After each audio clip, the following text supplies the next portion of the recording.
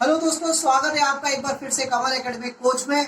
आइए आज फिर से कुछ नया सीखते हैं। देन नेक्स्ट आता है यहाँ पे expansion of company rule beyond Bengal. तो यहाँ पे जो बंगाल पे कब्जा कर लिया था इन लोगों ने, जो ब्रिटिश ईस्ट इंडिया कंपनी थी उनने बंगाल पे कब्जा कर लिया था, वही नवाब बन गए थे। तो अब ये क्या कर रहे थे कि अपनी कंपनीज को और बढ़ाना चाह रहे थे। मतलब इनकी सारी टेरिटरी बंगाल तो थी, बंगाल तक तो सारा इनका कब्जा था, लेकिन उससे बाहर भी और लेके जाने वाले थे, और भी टेरिटरीज को अपने सारे कब्जे में लेकर आ रहे थे। अब कंपनी ने वहाँ के गवर्नर जनरल को अपॉइंट किया था। तो वहाँ का पहला गवर्नर जनरल बना था वैरिंग हेस्टिंग्स, जो कि 1773 से लेके 1785 तक था। 1781 में ब्रिटेन ने क्या है, अमेरिकन कॉलोनी सारी खो दी थी, लेकिन उन्हें सारी इंडियन कॉलोनीज गेन की थी। कंपनीज क्या है, नई नई पॉलिसीज बनाती चली गई, जिसमें सारे पॉलिटिकल, इकोनॉमिक, डिप्लोमेटिक सारे मेथड्स होते थे। बहुत तरीके की अलग अलग पॉलिसीज बना रखी थी। वो डायरेक्ट अटैक नहीं करते थे किसी भी नॉन टेरिटरी के ऊपर। बैटल ऑफ बक्सर के बाद, मतलब जो बक्सर में बैटल हुआ था तीन राजाओं के बीच, तीन राजा जो थे वो एक साथ हो गए थे और उन्हें ब्रिटिशर्स के खिलाफ लड़ाई की थी। तो ब्रिटिशर्स जो थे उन तीनों को हरा दिया था उनने। तो उसके बाद कंपनी ने अपॉइंट किया था और रेसिडेंट्स अपॉइंट किए थे सारे इंडियन स्टेट्स में। मतलब सब में वो दाखिल होना चालू कर दिया। उन्होंने वहाँ पे अपने सारे पॉलिटिकल कमर्शियल एजेंट्स बिठा रखे थे।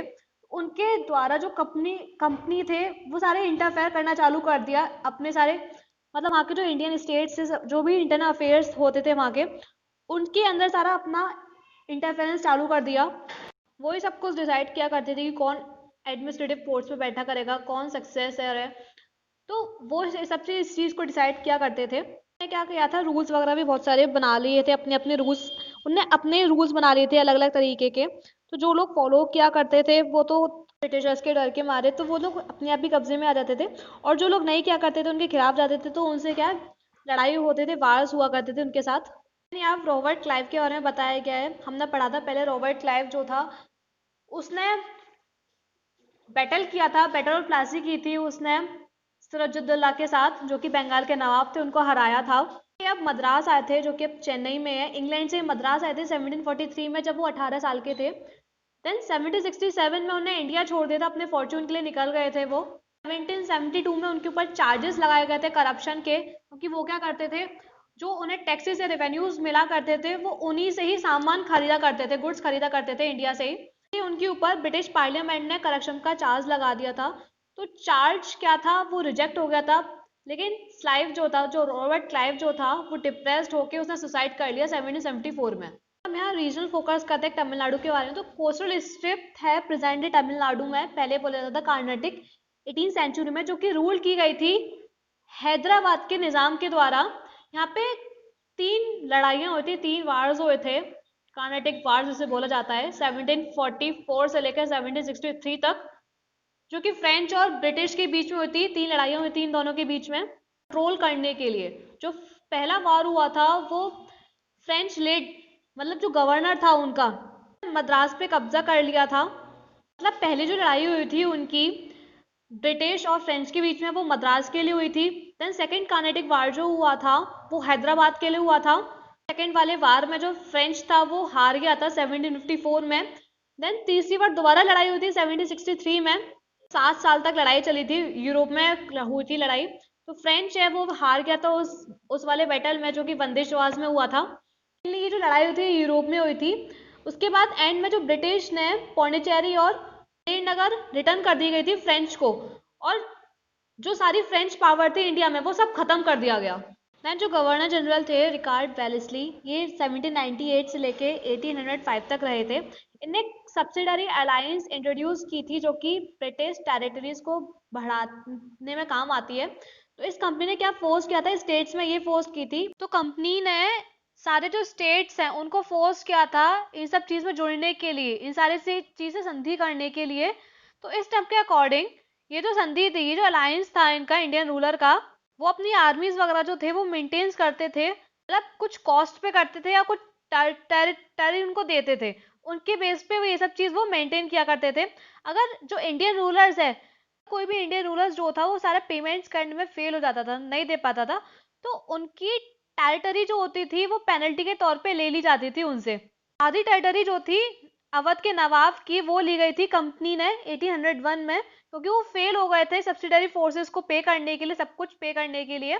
भी रूलर्स थे जिनसे ये सारी चीज फोर्स की गई, इस पॉलिसी को करने के लिए फोर्स किया गया, वो थे मेनली हैदराबाद के निजाम थे, मैसूर के रूलर थे। देन नेक्स्ट आता है हैदर अली और टीपू सुल्तान के साथ लड़ाई हुई थी, मतलब जो ब्रिटिश कॉलोनियल वाले लोग थे उनने इन दोनों के साथ वार की थी। इनके बीच में 4 लड़ाइयां हुई थी। टीपू सुल्तान क्या है, हैदर अली का बेटा था। सबसे पहले हैदर अली ने राज किया, उन्होंने रूल किया 1761 से लेकर 1782 तक। देन उसका सन, उसका बेटा टीपू सुल्तान ने रूल किया था 1782 से लेकर 1799 तक।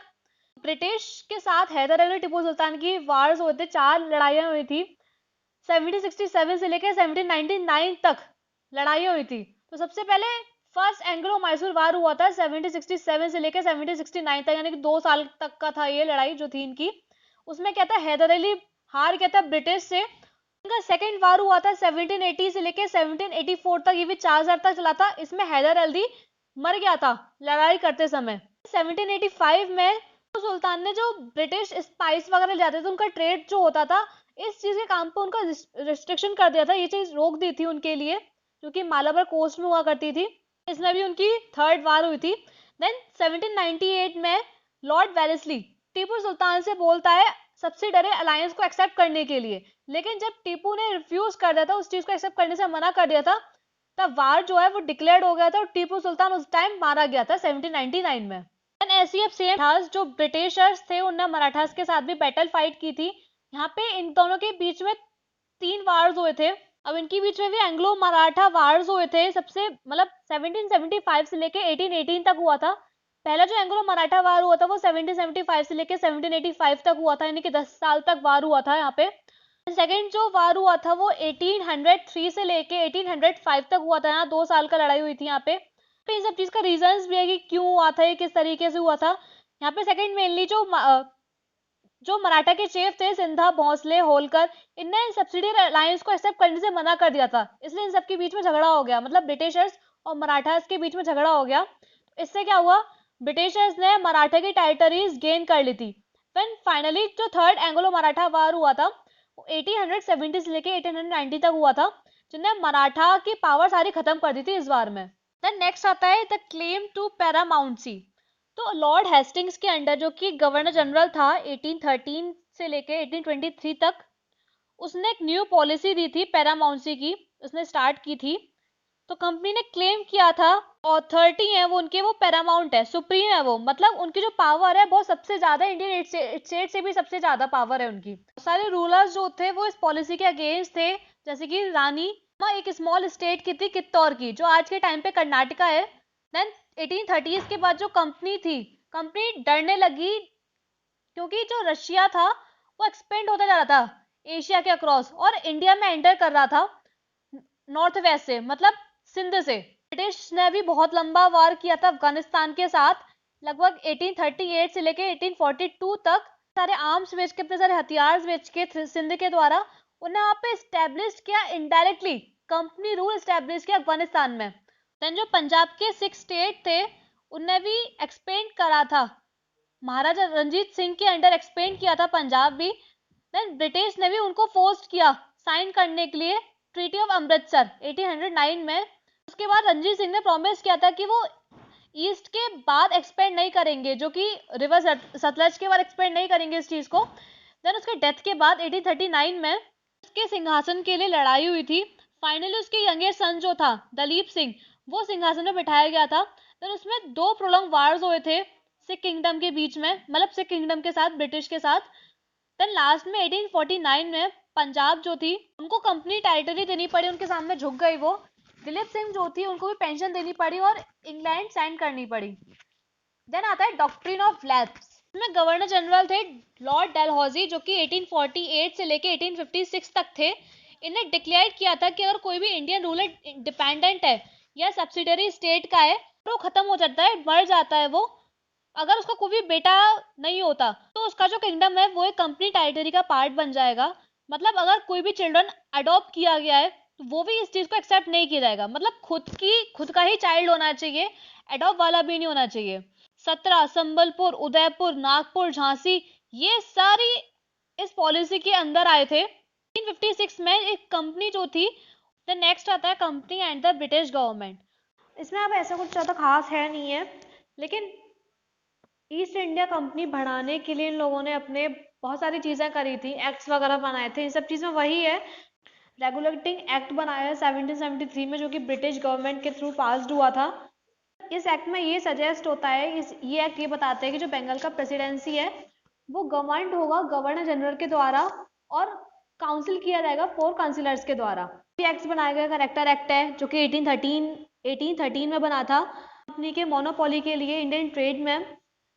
देन करेक्टर एक्ट जो 1833 में कंप्लीटली एंड हो गया था, डिसकंटिन्यू कमर्शियल एक्टिविटीज हो रही थी इंडिया में। कंपनी है वो एडमिनिस्ट्रेटिव बॉडी बनी एक सुपरवाइजर के अंडर, और ये हुआ था पिटीज इंडिया एक्ट के अंदर जो कि 1784 में आया था। फिर नेक्स्ट आता है यहाँ पे कंपनी एडमिनिस्ट्रेशन यानी कि प्रशासन। तो जो ब्रिटिश टेरिटरीज थी इंडिया में वो डिवाइडेड हो गई अपने एडमिनिस्ट्रेटिव यूनिट्स में, जिसे बोला जाता था प्रेसिडेंसीज। यहाँ पे 3 प्रेसिडेंसीज थी, बंगाल, मद्रास, बॉम्बे। ये जो सारी प्रेसिडेंसी थी गवर्नर के द्वारा रूल की जाने वाली थी। तो सुप्रीम हेड होता था इस एडमिनिस्ट्रेशन का, वो होता था गवर्नर जनरल। तो ये सारे प्रोविंस जो थे ये बहुत सारे डिस्ट्रिक्ट्स में बांटे गए थे, जैसे कि अपना उत्तर प्रदेश है उसमें अंदर बहुत सारे डिस्ट्रिक्ट्स है, मथुरा, आगरा, तो बहुत सारे डिस्ट्रिक्ट्स में वो बांटे गए थे। डिस्ट्रिक्ट का प्रिंसिपल ऑफिशियल था वो कलेक्टर था। उसका मेन जॉब ये था कि वो रेवेन्यू कलेक्ट करे, टैक्सेस कलेक्ट करे, लॉ को, ऑर्डर को मेंटेन करके रखे, जज के हेल्प से, पुलिस ऑफिसर से, मतलब ये सारा काम उसका था कलेक्टर का। उसका जो ऑफिस था बोला जाता था कलेक्ट्रेट, कि एक पावर का नया रीजनल सेंटर बन गया। देन 1772 से एक नया सिस्टम बना जस्टिस का। सारे डिस्ट्रिक्ट थे उसमें 2 कोर्ट्स डिवाइडेड किए गए थे, मतलब डिस्ट्रिक्ट्स में कोर्ट्स बनाए गए थे और 2 कोर्ट्स बनाए गए थे, सिविल कोर्ट और एक क्रिमिनल कोर्ट। चीज हमने जुडिशरी वाले चैप्टर में भी पढ़ी है कि कोर्ट्स, इन दोनों कोर्ट्स का काम क्या होता है। मेन जो सिविल कोर्ट्स था वो मौलवीज और हिंदू पंडित्स को मिलकर दे दिया गया था, क्योंकि वहाँ रीजंस आते थे, मैरिज वगैरह के आ गए या डिवोर्स वगैरह के आ गए, तो ये सब चीज जो मौलवीज और हिंदू हुआ करते थे ये सारे पंडित संभाला करते थे। जो क्रिमिनल कोर्ट था वो काजी, जज के अंडर, और मुफ्ती, वो जुरिस्ट जो कि लॉ को एक्सप्लेन करता है, इन दोनों के अंडर था। ये जो भी है कलेक्टर्स के सुपरवाइजन के अंडर भी होता है ये। तो पंडित जो थे उनको अलग अलग इंटरप्रिटेशन दे दिया लोकल लॉज के, जो कि डिफरेंट स्कूल्स के बेस पे हैं, धर्मशास्त्र वगैरह सिखाए जाते हैं, वो उनको दे दिया। यहाँ पे मेरी सब चीज काम बढ़ते चले गए। तो रेगुलेटिंग एक्ट के अंदर जो 1773 में हुआ था, नया सुप्रीम कोर्ट और कोर्ट अपील की गई थी कैलकाटा में। देन अब यहाँ पे लॉर्ड कॉर्नवालिस के बाद बताया गया, जो कि 1786 से लेकर 1793 तक थे। इनने क्या है, रेगुलर पुलिस फोर्स ऑर्गेनाइज की थी लॉ को मेंटेन करने के लिए, ऑर्डर्स को मेंटेन करने के लिए, और डिस्ट्रिक्ट मजिस्ट्रेट असिस्ट करने के लिए अपनी ड्यूटीज पर। डिस्ट्रिक्ट है वो सुप्रिटेंडेंट, पुलिस के सुप्रिटेंडेंट के अंडर रहता है, और डिस्ट्रिक्ट जो है वो ऑर्गेनाइज होता है थाने वगैरह में, दरोगा के चार्ज के अंदर। जो सिटीज होते हैं उनके चौकीदार, कोतवाल्स हो गए वहाँ के। हायर पोस्ट जो है वो ब्रिटिश के द्वारा की जाने लगी। पुलिसमैन वहाँ पे, मतलब पुलिसमैन जो थे वो वहाँ पेड नहीं करते थे ढंग से, मतलब करप्ट थे वो पूरे। कंपनी आर्मी, तो यहाँ पे भी सारा ब्रिटिशर्स के आर्मी के बारे में बताया गया है, किस तरीके से बनाए, किस तरीके से ट्रेन किया था, क्या क्या चीज थी उनके पास, क्या क्या टेक्नोलॉजी चेंज होती चली गई। तो ये सब चीजें एक बार रीड करना आ जाएगी। फिर इसमें नेक्स्ट आता है इंडियन सिविल सर्विसेज। क्या होता था, आर्मी वगैरह में जाने के लिए, किसी भी सिविल सर्विस में जाने के लिए अब ब्रिटिश वाले ने एग्जाम कंडक्ट करवाए थे। एग्जाम मेनली ये होता था कि एग्जाम्स हैं, एग्जाम दे के हम सिविल सर्विसेज में जाते हैं, इस टाइप के पहले भी सबसे पहले उन्हीं ने कंडक्ट करवाए थे ब्रिटिशर्स ने। तो यहाँ पे इन्हें एक चीज रखी थी, इंडियंस वाले कम जा पाते थे और ब्रिटिशर्स वाले ज़्यादा जा पाते थे आर्मी में, लेकिन था सबके लिए, क्योंकि मेन रीजन ये भी था कि एग्जाम जो होता था लंदन में जाके होता था एग्जाम, और किसी भी पर्सन को वहीं लंदन में जाके ट्रेन कराया जाता था। इंडियंस जो थे वो यहाँ पे एंटर नहीं कर पाते थे, एक तो पैसे की वजह से बहुत हाई कॉस्ट होती थी, वहां तक जाने में कितना खर्चा होता है, थोड़े बहुत ही जा पाते थे। लेकिन 1864 में सत्येंद्र नाथ टैगोर, ये फर्स्ट इंडियन क्वालिफाई किया गया था, मतलब पहली बार इन्हें क्वालिफाई किया आईसीएस एग्जाम। ये पहले हिंदू थे, मतलब पहले इंडियंस थे ये जिन्हें आईसीएस एग्जाम क्वालिफाई किया। ये एक एल्डेस्ट ब्रदर थे रविन्द्रनाथ टैगोर के। Rise of big colonial power, अब क्या है, ब्रिटिशर्स की कॉलोनियल सारी बढ़ती चली गई, वहाँ कॉलोनीज वगैरह बढ़ती चली गई, उनकी पावर्स भी बहुत ज़्यादा बढ़ती चली गई, उनकी स्ट्रेंथ बढ़ती चली गई। देन 1857 में कंपनी आई थी और डायरेक्ट रूल हो गया था, मतलब उन पे पूरे इंडिया पे, मतलब जो इंडिया के टर्शरी हैं 63% उन पे रूल था और 78% पॉपुलेशन पे था इंडिया सब कॉन्टिनेंट में। अभी अभी इनके ऊपर जो बचे थे उनके ऊपर भी रूल करना बाकी था, तो कंपनी ने भी पूरी इंडिया अपने कंट्रोल में ली, इनडायरेक्ट कंट्रोल में ली। तो ईस्ट इंडिया कंपनी जो थी वो बहुत बड़ी कॉलोनी पावर बन गई ट्रेडिंग कंपनी की। उससे भी ज़्यादा से ज़्यादा ब्रिटिशर्स मतलब वहां से आते थे, बाहर से आते थे और इंडिया में क्या सेटल हो जाते थे, क्योंकि उनको यहाँ बहुत सारा वेल्थ मिलता था, उनकी लग्जरीज लाइफ मिलती थी उनको यहाँ पे।